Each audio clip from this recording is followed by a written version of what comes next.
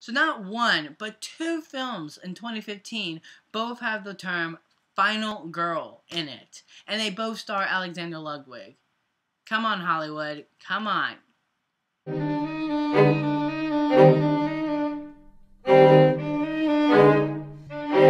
In The Final Girls, we follow Max, who is grieving over the death of her mother, who happens to be a scream queen from the 80s who starred in the cult film Camp Bloodbath.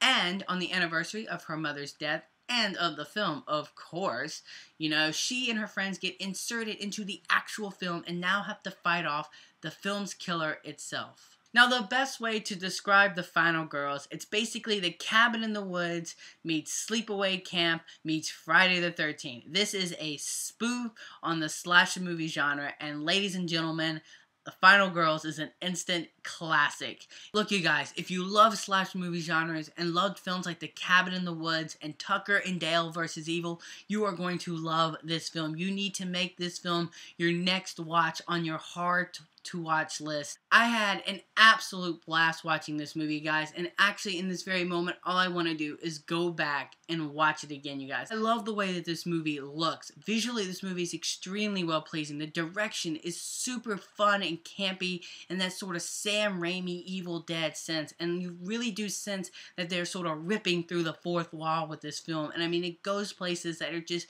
completely mind-blowing and hilarious and meta and just all over the place in the best way possible. This movie knows what it is. The people who made this movie, the director, has a true grasp of the genre, and he's respecting it in such a way and poking fun at it that fans of the genre are just going to adore this movie. Something that also really surprised me, and this is really going to blow your minds, you guys, but this movie has character development, and actually has characters that you are actually going to like.